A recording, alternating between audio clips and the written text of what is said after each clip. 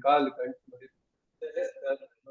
वंदे शंभु उमापति और शंकर भगवान की जय। जो अपने दो कर कमलों में रखे हुए दो कलशों से जल निकाल कर उनसे ऊपर वाले दो हाथों द्वारा अपने मस्तक को सींचते हैं, अन्य दो हाथों में दो घड़े लिए उन्हें अपनी गोद में रखते तथा शेष दो हाथों में रुद्राक्ष एवं मृग मुद्रा धारण करते हैं। कमल के आसन पर बैठे हैं, सिर पर स्थित चंद्रमा से निरंतर झरते अमृत से जिनका सारा शरीर भिगा हुआ है तथा जो त्रिनेत्र धारण करने वाले हैं, उन भगवान विष्णुजन का जिनके साथ गिरजानंद गौरी भी विराजमान है, हम चिंतन करते हैं। तो शंकर भगवान की जय।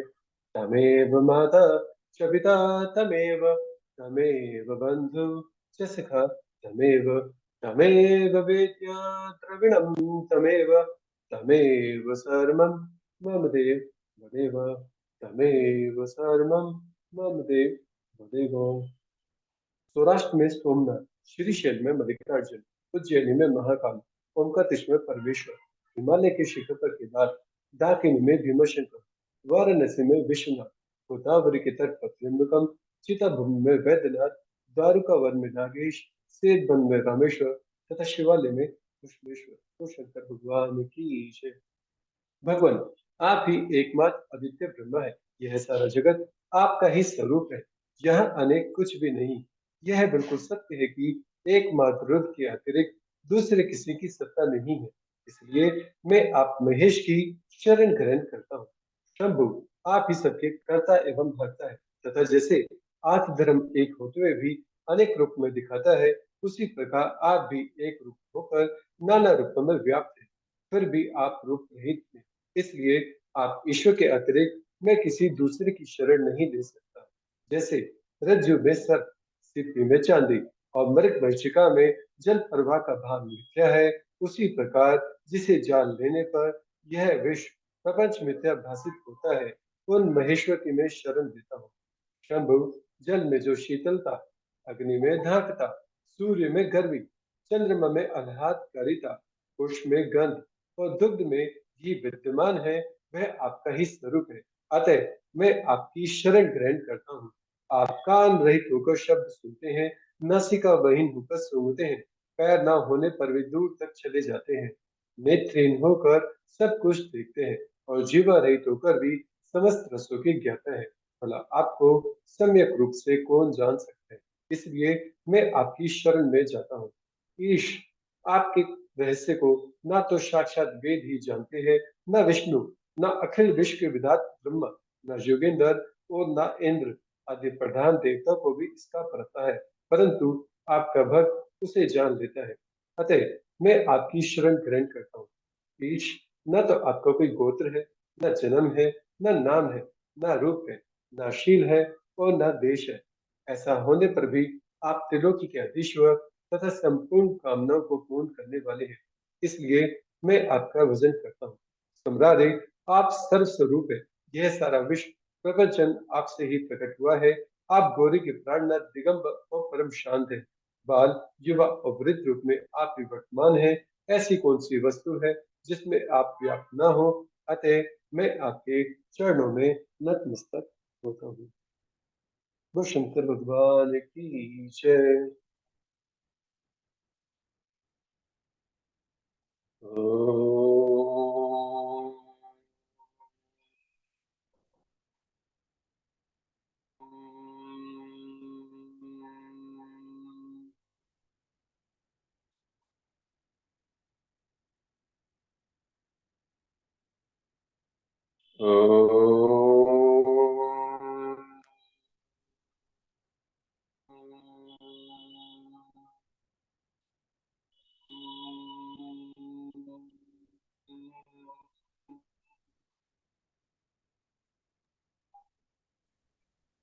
हाँ गगन भैया जी, हो गया।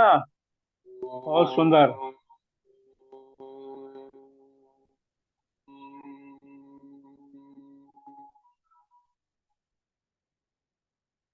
जी, पिछली कथा में मैंने सुनाया था कि विशर्वा जी मुनि के पुत्र कुबेर जी हुए और कुबेर जी को देख के सुमाली जी ने विचार किया कि मेरे कुल में भी कोई उत्तम धर्मात्म मुनि पैदा हो।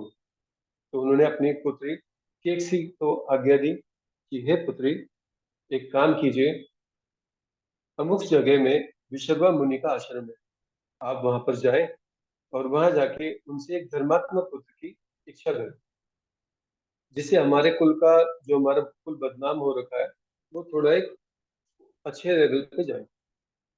कैसी ने पिता की आज्ञा मानी और उन मुनि के आश्रम में चले गई। मुनि के आश्रम में जाने के बाद उन्होंने मुनि को प्रणाम किया और बताया कि मैं सुमाली की पुत्री हूँ और उन्होंने मुझे इस कार्य के लिए भेजा है। विश्वकर्मा मुनि जी ने कहा कि जिस समय में तुमने आके ये अपना प्रस्ताव रखा है, ये थोड़ा शुभ मुहूर्त नहीं है, और इस समय में अगर कोई पुत्र होगा तो वह धर्मात्मा नहीं होगा, तो तुम अपने घर को वापस जाओ। केकसी ने कहा कि पिता ने आज्ञा दी है, तो कुछ ना कुछ तो इसका कोई एक रास्ता निकालिए जिससे ये कार्य हो सके। तो मुनि ने थोड़ा ध्यान लगाया और बताया कि तुम्हारा जो चौथा पुत्र होगा वो धर्मात्मा होगा, लेकिन जो पहले तीन होंगे वो दानव योनि के होंगे। उन्होंने कहा मुझे मंजूर है, मुझे तो धर्मात्मा पुत्र चाहिए, तो मुझे ये सारे कार्य मंजूर है। ठीक है, वो मान गए। तो समय आने पर उनके तीन पुत्र और एक पुत्री हुई। पहले का नाम दसग्रीव हुआ। दसग्रीव इसलिए हुआ क्योंकि उसके 10 मुक्ते पैदा होते ही, और काफी भयंकर टाइप था। दूसरा कुंभकर्ण हुआ, जिसका शरीर बहुत बड़ा था और जिसकी भूख कभी मिटती नहीं थी। तीसरा उसकी बहन हुई, एक लड़की हुई, शूर्पणखा। और चौथा विभीषण हुआ। विभीषण बचपन से ही धर्मात्मा था। तो कुछ समय पश्चात जब ये पुत्र बड़े हुए और पिता से मिलने के लिए कुबेर जी आए उनके आश्रम में। जब आश्रम में कुबेर जी आए तो माता केसी ने चारों पुत्रों को बुलाया और कहा, ये देखो, ये धर्मात्मा है और सब इनकी पूजा भी करते हैं, सारी चीजें हैं, तो तुम भी कोई एक ऐसा पद प्राप्त करो ना। तो तस्करी थोड़ा माता की बातों से सहम गया और उन्होंने कहा, चलो ठीक है माँ, मैं प्रतिज्ञा देता हूँ कि मेरा भी बहुत अच्छा नाम होगा। उन्होंने प्रतिज्ञा ली। अब मुनि के पुत्र है तो उनका प्रभाव तो रहेगा ही। काफी अच्छे ज्ञान दृष्टि में आगे बढ़ते रहे और तीनों भाइयों ने मिलकर तपस्या आरंभ कर दी। काफी मुश्किल तपस्या करी। 10 गृह के 10 सर थे। 10,000 वर्षों तक तपस्या करी सबने, और प्रत्येक एक एक हजार वर्षों में उन्होंने अपने सर काट के अग्नि में आहुति देनी हुई। जब 10वां सर काटने की बारी आई तो ब्रह्मा जी और सभी देवता लोग चले गए साथ में, उनको आशीर्वाद दिया। और ब्रह्मा जी ने पूछा कि हाँ जी, क्या वरदान चाहिए।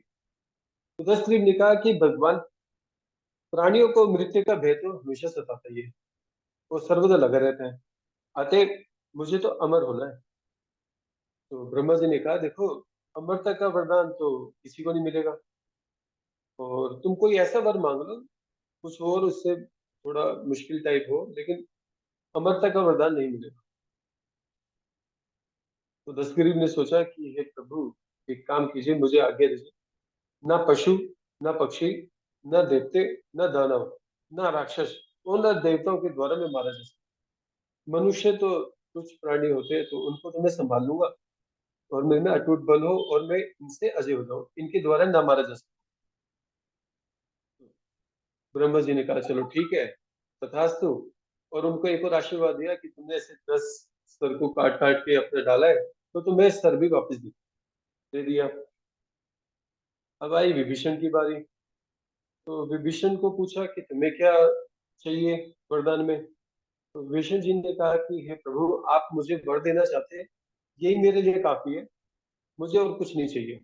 और अगर आप फिर भी प्रसन्न है और देना चाहते हैं तो मुझे एक वर दे दीजिए कि मेरे तक कितने भी मुश्किल पड़ जाए, परम आपदा आ जाए, लेकिन मेरी बुद्धि कभी धर्म से भ्रष्ट ना हो, मैं हमेशा धर्म में ही लगा रहूं। ब्रह्मा जी प्रसन्न हुए उसकी इस बात से और उसको वरदान दे दिया। अब आई कुंभकर्ण की बारी। अब कुंभकर्ण तो पहले ही उसकी भूख कभी मिटती नहीं थी, वैसे ही मनुष्य और दानवों को पता नहीं कितनों को तो खा चुका था। तो जैसे ही ब्रह्मा जी ने वरदान देने के लिए आगे बढ़े, तभी सभी देवताओं ने रोक दिया, हे प्रभु रुकिए, इसने तो बिना वरदान के ही सबको परेशान कर रखा है। इंद्र के जो सहायक होते हैं उनको भी खा गया है। तो जब इंद्र देवता खुद उनकी रक्षा नहीं कर पाए हैं तो बाकियों की क्या कह सकते हैं। तो इनको वरदान देना तो बहुत ही खतरनाक हो जाएगा। ब्रह्मा जी ने माता सरस्वती को बुलाया और उनको आज्ञा दी कि आप इनके कंठ में विराजमान हो जाइए और जो देवताओं के हित के लिए वरदान हो वो मांग लेना। माता ने उनके कंठ में जाके बैठ गई और फिर ब्रह्मा जी ने पूछा कि तुम्हें क्या वरदान चाहिए। माता ने बोला कि देव देव मैं चाहता हूँ कि मैं अनेक वर्षों तक सोता ही रहूं। ब्रह्मा जी ने तथास्तु कहा और उसी समय वहां से सब चल दिए। अब थोड़ी देर बाद तो अचेत हुआ तो वो कहने लगा ये मैंने क्या वर मांग लिया, समझ ही नहीं आई। और दोनों भाई भी कहने लगे कि तुमने एक ऐसा वरदान पा लिया।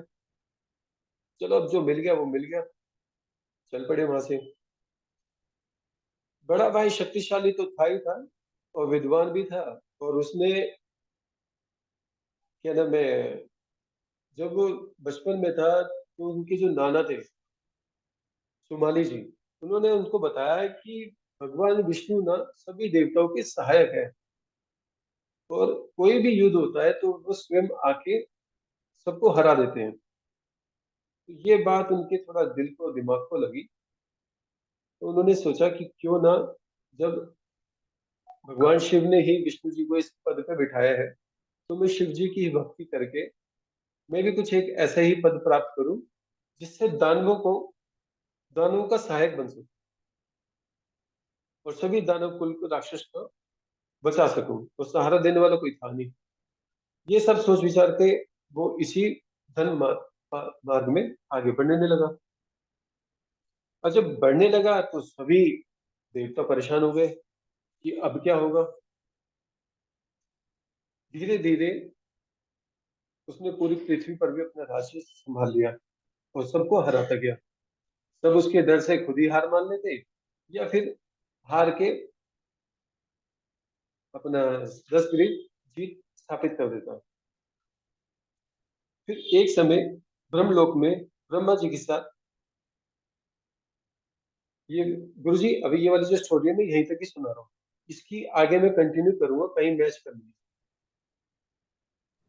अब एक समय में ब्रह्मलोक में ब्रह्मा जी सभी अपने पुत्र के साथ विराजमान थे और उनके सभी मानस पुत्र थे और उनकी एक पुत्री थी संध्या, उनके साथ वो विद्यमान थे। तभी ब्रह्मा जी के मन से एक पुरुष उत्पन्न हुआ। उत्पन्न हुआ वह भट अत्यंत सुंदर था, वो देखने में मन को भा लेता। वह बोला कि हे प्रभु, मैं कौन हूँ और मेरा क्या कार्य होगा। ब्रह्मा जी ने उसे कहा कि उसे 5 फूल के बाणक प्रदान किए और कहा कि तुम देखने से ही मोहित हो जाते हैं, तो तुम स्त्री और पुरुषों को मोहित करने के लिए ये कार्य संभालो और सृष्टि का सनातन कार्य आगे चालू रखो। तुम्हारे समान दूसरा कोई नहीं है, अतः कामरूप होने के कारण तुम्हारा नाम भी काम विख्यात होगा। और भी कई नाम रखे गए। उन्होंने अपनी सभा में सभी पुत्रों को बोला कि इनके नाम वगैरह रखो। कई नाम रखे गए। तो तभी इनका कामदेव ने जो उनको 5 बार दिए गए थे तो साथ में उनको बसंत भी दी, बसंत सहायता के लिए दिया गया। तभी कामदेव ने अपनी सभी बाणों को चला दिया। अब बाणों को चलाने के कारण जितने भी वहां बैठे थे और सिर्फ माता संध्या ही वहीं पर विराजमान थी, तो सब कामरूप हो गए और ब्रह्मा जी भी कामरूप में हो गए। तभी शिव जी वहां प्रकट हुए और स्थिति को संभाला और ब्रह्मा जी को कहा कि तुम्हें अपनी इंद्रियों पर काबू नहीं है और साधुवाद कैसे करोगे, ये तो बहुत ही गलत बात है। ब्रह्मा जी बहुत लज्जित हो गए सभा के बीच में ही और कुछ ना बोल पाए। इधर माता संध्या ने देखा कि सभी मुझ पर मोहित हो चुके हैं, तो ये शरीर तो मैं नहीं रखूंगी, मैं इस शरीर को त्याग दूंगी। लेकिन उनके मन में कुछ ऐसे विचार चल रहा था तो उन्होंने तपस्या के भाव से चल पड़ी। और जब जाने लगी तो उनको तपस्या का कुछ भाव तो पता ही नहीं था। यह देख ब्रह्मा जी ने अपने एक पुत्र वशिष्ठ जी को बुलाया और आज्ञा दी कि संध्या तपस्या करना चाहती है, लेकिन उसके पास तपस्या भाव का कुछ पता नहीं है। तुम एक काम करो, उनको जाओ और तपस्या के बारे में समझा के।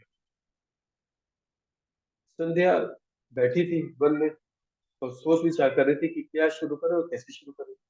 इतने में वशिष्ठ मुनि जी वहां पहुंच गए और उनका तेज देख के माता ने उनको आदरपूर्वक नमस्कार किया। और वशिष्ठ जी ने पूछा कि आप कौन है और यहाँ पर क्या कर रहे हैं? ये तो घना जंगल है। तो उन्होंने पूछ कहा कि मैं संध्या हूँ और मेरे को ऐसे ऐसे तपस्या करनी है, लेकिन मेरे को तपस्या के बारे में कुछ पता नहीं है।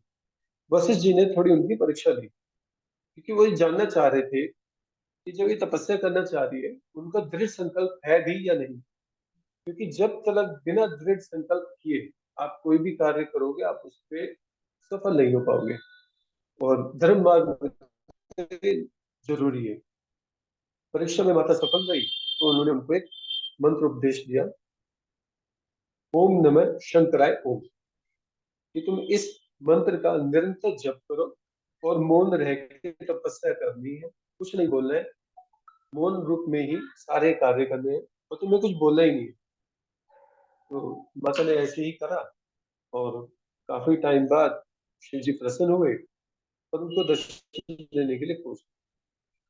तो जब दर्शन दिया तो उनसे वरदान मांगा, क्या वरदान चाहिए? तो उन्होंने कहा, हे प्रभु, मैं ये चाहती हूँ कि कोई भी व्यक्ति, कोई भी जीव उत्पन्न होते के साथ काम भाव में प्रकट ना हो।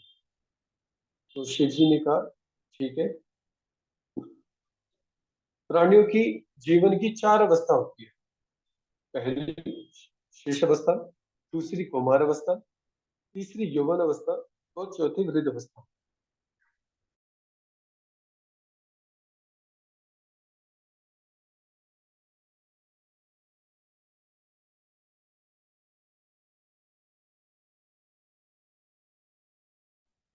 इस आश्रम में अपना यज्ञ कर रहे हैं, तो काफी टाइम से यज्ञ करते आ रहे हैं। तुम जितने टाइम में अपना तपस्या कर रहे थे तो वो भी यज्ञ कर रहे थे और वो काफी पूर्ण रूप से पूरा हो चुका है। तो तुम एक काम करो, उस हवन में जाओ और अपने शरीर को आहुति दे दो। जिस समय तुम वहां जाओगी उस समय तुम्हें कोई देख नहीं पाएगा। वरदान दे दिया और चले गए। माता भी चले गई मेघातिथि के आश्रम में और उन्होंने शिव जी के वरदान के प्रभाव से उनको कोई देख नहीं पाया और उन्होंने अपनी उस यज्ञ में आहुति दे दी। आहुति देने के बाद शिव जी ने कहा था कि जब तुम आहुति देने जाओगे तो एक काम करना, जिससे तुम विवाह करना चाहती हो तुम उसका नाम स्मरण कर लेना। जब माता आहुति देने के लिए जा रही थी तो उन्होंने कहा, जिन्होंने मेरे को यह मार्ग दिखाया है, वशिष्ठ जी, मैं उन्हीं को पति रूप में स्वीकार करना चाहता हूँ। और हवन में आहुति दी। तो जब यज्ञ पूरा हुआ, जब माता ने आहुति दी तो उनका शरीर दो हिस्सों में बट गया और वो सूर्य देव के रथ पर स्थान प्राप्त कर लिया। जिसमें पहला प्रातः संध्या, जो देवताओं की तृप्ति के लिए होता है, रात और दिन के बीच में होता है। और दूसरा साय संध्या, जो पितरों की तृप्ति के लिए किया जाता है, दिन और रात के बीच का वो समय होता है। देवताओं की पूजा मतलब जो प्रातः संध्या होती है, जो हम पूजा करते हैं, उसका जो भाग जाता है वो देवताओं के लिए जाता है और जो साय संध्या करते हैं वो पितरों के लिए होता है। जब यज्ञ पूर्ति हुई, यज्ञ पूर्ति के समय आया तो अग्निदेव की ज्वाला में से महर्षि मेघातिथि को एक पुत्री रूप में अरुंधति प्राप्त हुई। जब अरुंधति बड़ी हुई तो स्वयं ब्रह्मा विष्णु महेश ने उनका विवाह वशिष्ठ जी के साथ करवा दिया। लेकिन उस समय जब ब्रह्मा जी लज्जित हो गए थे सभा के बीच में, तो उनके मन थोड़ा मोहित, प्रभु ने माया चला दी और उनका मन मोहित हो चुका था। मोहित हो चुका था और उनको मन जो महसूस हुआ उसका वे बदला लेना चाहते। अब बदला लेने के लिए वो करे तो क्या करे? उन्होंने अपने पुत्र कामदेव को बुलाया और कामदेव को बोला कि तुम एक काम करो, वसंत के साथ जाओ और कामदेव का विवाह राजा दक्ष ने अपनी पुत्री रति के साथ करवा दिया था। तो तुम अपनी पत्नी और वसंत के साथ जाओ और कुछ ऐसा करो जिससे शिव जी मोहित हो जाए। कामदेव गए, लेकिन उन्होंने कई सारे प्रयास करे तो वो असफल हो गए। और वापस ब्रह्मा जी के पास आके कहते हैं कि देखिए, मेरा अस्त्र तो एक स्त्री है, बिना स्त्री के मैं कुछ नहीं कर सकता हूँ। तो अगर कुछ ऐसा कुछ संभव हो सके तो आप कीजिए। तो ब्रह्मा जी विचार करने लगे, करें तो क्या करें। उन्होंने विष्णु जी से उनकी सहायता मांगी कि कुछ ऐसा हो सकता है कि शंकर जी विवाह करें। तो ब्रह्मा जी ने कहा कि हाँ, उपाय तो है। वैसे शिव जी ने एक बार हमें आशीर्वाद दिया था और बताया भी था कि वो पत्नी करें, ग्रहण करेंगे। तो तुम एक काम करो, दक्ष को आज्ञा दो, वो माता की पूजा करेगा और उनसे अवतार धारण करने के लिए वरदान प्राप्त करेगा। तब ब्रह्मा जी ने अपने पुत्र को बुलाया, वो दक्ष को आज्ञा दी कि हे दक्ष, तुम मेरा एक कार्य करो। दक्ष ने कहा, बोलिए, आज्ञा दीजिए, जो आपका कार्य मैं करूंगा। तो उन्होंने कहा कि तुम एक काम करो, माता की आराधना करो, और जब माँ प्रसन्न होगी, माँ वरदान देने आएंगी, तो उनसे तुम पुत्री रूप में अवतार मांगना और शिव जी के साथ विवाह करने के लिए उनसे कहना। उन्होंने कहा ठीक है प्रभु, मैं चले जाता हूँ। उन्होंने अपने पिता की आज्ञा मान के तप करना आरंभ कर दिया और काफी कठिन तप किया, जिसके प्रभाव से माता प्रसन्न भी हुई और उनसे पूछा, तुम्हें क्या वरदान चाहिए। उन्होंने कहा, हे माँ, मुझे चाहिए कि आप मेरे यहाँ पुत्री होकर महादेव जी के पत्नी रूप होइए और हर मोहिनी बनिए, मतलब भगवान शिव को मोहने वाली बनिए, जिससे उनके जो पिता का जो कार्य है वो पूर्ण हो सके। तो माँ ने कहा ठीक है, कोई बात नहीं, आप अपने घर को जाइए, हो जाएगा ये कार्य। कुछ समय पश्चात माँ ने दक्ष के घर में जन्म लिया और जन्म लेते ही सबसे पहले दक्ष और उनकी पत्नी वीरिणी को साक्षात दर्शन दिए और कहा कि देखो, ये मेरा रूप है और जो तुमने वरदान मांगा था वो मैंने तुम्हें दे दिया। लेकिन इस बात का विशेष ध्यान रखना कि अगर तुम्हारे प्रति मेरा कभी आदर घट जाएगा तो मैं अपना शरीर त्याग दूंगी। ठीक है। और माता ने अपना बाल्य अवस्था में रूप में आके रोदन शुरू कर दिया, रोने लगी और चारों तरफ खुशी का माहौल बट गया। और राजा दक्ष ने काफी दान पुण्य भी कर। कुछ समय बाद पश्चात माता बड़ी हुई, तो जब देवताओं के कार्य कहीं अटक जाते तो नारद मुनि जी जाते उन कार्य को पूर्ण करने के लिए। नारद मुनि जी पहुंचे और देखा, वहां पे माता को देखा, मिले और बताया कि तुम शिव जी को प्राप्त करने के लिए तपस्या करो, क्योंकि वही एक कार्य होगा जिसके कारण शिव जी तुम्हें प्राप्त हो पाएंगे। माता सती ने बात मानी उनकी और अपने माता पिता के पास गई और आज्ञा मांगी तप करने के लिए। जितने भी हम यात्रा करते हैं या तप करते हैं या कोई भी शुभ कार्य करते हैं, जब तक हम अपने माता पिता की आज्ञा ना दे तो निष्फल होती है। और अगर कोई पुत्र भी अपनी माँ को घर पे छोड़ के, अपने माता पिता को घर पे छोड़ के किसी यात्रा पे भी जाता है तो उसे उसका फल नहीं मिलता। तो ये स्वयं देवताओं ने रचना की जाती है, ये इतिहास लिखा जाता है कि ये कार्य किस ढंग से होते हैं। तो माता सती जो साक्षात देवी रूप भी है, उन्होंने अपने माता पिता से आज्ञा मांगी कि मुझे तब करने जाना है, तो मुझे आज्ञा दीजिए।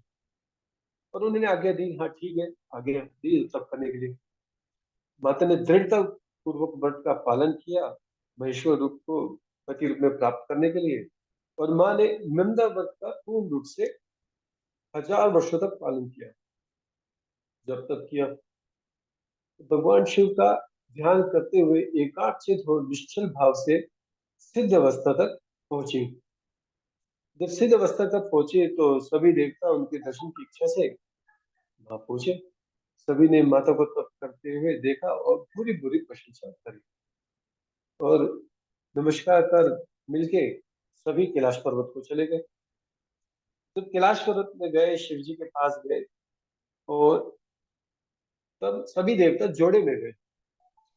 जोड़े में जाने के बाद शिव जी से कहा कि हे प्रभु, अब आप भी शिव विवाह कर लीजिए। तो शिव जी से जब विवाह करने के लिए बोला तो शिव जी ने कहा, मना कर दिया, नहीं, विवाह तो एक बंधन है। एक बार तो लोहे की बेड़ियों में बंधा मनुष्य भी छूट सकता है, लेकिन विवाह करने के बाद वो छूट नहीं सकता। तो मैं ब्रह्मयोगी हूँ, सदैव तपस्या में संलग्न रहता हूँ, अपने आत्मा में ही रमण करता हूँ और उसी में आनंद मानता हूँ। जो ज्ञानी, आत्मदर्शी और कामना से शून्य है, जिसके मन में विकार नहीं, जो भोगों से दूर रहता हो और सदा अपवित्र और अमंगल वेशधारी हो, उसे संसार में कामनी से क्या प्रयोजन। तो मुझे विवाह के बंधन में नहीं बनना। तो फिर ब्रह्मा जी ने हाथ जोड़ते हुए कहा, हे प्रभु, आपने कुछ समय पश्चात पहले बताया था कि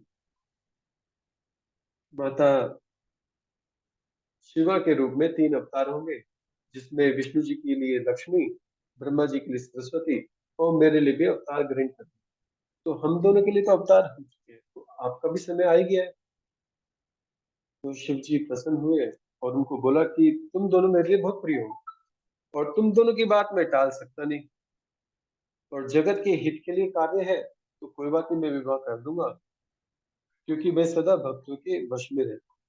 परंतु मेरी एक शर्त है, वो ये है कि अगर जब मैं योग में तत्पर रहूंगा, तो वह योगिनी बनकर है, क्योंकि अगर मेरे शिव चिंतन में कोई विघ्न डालने वाला होगा तो मैं जीवित नहीं रह सकता। और हम तीनों ही ब्रह्म स्वरूप शिव के अंश हैं, और सदैव उनका निरंतर चिंतन करना ही उचित है। मैं बिना विवाह के तो रह सकता हूँ, लेकिन बिना चिंतन के नहीं रह सकता। और उस स्त्री का जब मुझ पर या मेरे वचनों पर अविश्वास हो जाएगा, तो मैं उसे क्या, ये बात कह के ये बात कह के अपना ब्रह्मा जी ने कहा कि हे प्रभु, जो माता का अंश है, उन्होंने जगत के हित के लिए अवतार धारण किए हैं। तो उसमें लक्ष्मी जी और सरस्वती के रूप में पहले अवतार धारण कर चुकी है, और अब तीसरे रूप में दक्ष दक्ष पुत्री के रूप में लोकहित के कार्य के लिए अवतार ले चुकी है, और उनका नाम सती है। और वो आपको पति को प्राप्त करने के लिए दृढ़ता पूर्वक कठोर व्रत का पालन भी करती हुई तपस्या कर रही है, और उनका तपस्या भी पूर्ण होने को है। तो आप कृपया कर वहां जाए, उनको वर प्रदान कीजिए और हमारी इच्छा पूर्ण कीजिए। तो प्रभु हंसे और कहा, ठीक, बहुत अच्छा, ऐसा ही होगा। तो सभी देवता आज्ञा ले अपने अपने धाम को चले गए, और प्रभु भी माता सती को वर देने के लिए वहां पहुंचे और प्रत्यक्ष दर्शन दिया। दर्शन देने के उपरांत माता ने उनको प्रणाम किया, और शिव जी ने कहा, मैं तुम्हारे इस उत्तम व्रत के पालन से बहुत प्रसन्न हूँ, वर मांगो। अब माता तो चाहती थी कि उनको पति रूप में प्राप्त करने के लिए, लेकिन थोड़ी लज्जित थी, वो इस बात को अपने मुख से बोल नहीं पाई। प्रभु ने कहा, वर मांगो। तो तुमने ये जो तप किया है वर मांगने के लिए, तो किया है, वर मांगी। तो माता ने कहा कि मुझे कुछ ऐसा वर प्रदान कीजिए जो कभी टल ना सके। और माता चुप हो गई। अब शिव जी समझ तो गए थे कि माता बोल तो पा नहीं रही है। चलो ठीक है, वो खुद ही बोल उठे, तुम एक काम करो, मेरी भार्य हो। माता को मनोवांछित वर मिल चुका था, तो प्रभु के चरणों में हाथ जोड़ के नमस्कार करने लगे, और नमस्कार करके एक आग्रह किया कि हे प्रभु, कृपया कर आप मेरे पिता को कहकर वैवाहिक विधि से मेरा पानी ग्रहण कीजिए। प्रभु ने कहा, चलो ठीक है, जैसा तुम चाहते हो वैसे ही। प्रभु अपने घर कैलाश को चले गए, फिर माता सती अपने घर को चले गई। जब माता सती वापस घर को आई, तो उनके पिता और माता दोनों प्रसन्न हुए, और पूछा कि तुम्हारा जो तपस्या है वो पूर्ण हुई। तो माता ने अपनी सखियों द्वारा अपने माता पिता को सारा समाचार सुनवा दिया। अब ये समाचार सुन के दक्ष जी तो बड़े प्रसन्न भी हुए, और काफी दान वगैरह भी करा। लेकिन वो विचार में पड़ गए कि शिव जी आए भी, वरदान दिया भी, लेकिन अब उनसे विवाह की बातचीत कैसे होगी, और वो कैसे दोबारा मेरे पास यहाँ आएंगे विवाह के लिए। ये सब सोच ही रहे थे। इधर जब शिव जी कैलाश पर्वत को पहुंचे, ब्रह्मा जी को में माता ने नंदावत के प्रभाव से मैंने उनको विवाह का वरदान प्रदान कर दिया है। और अब तुम एक काम करो, दक्ष के यहाँ जाओ और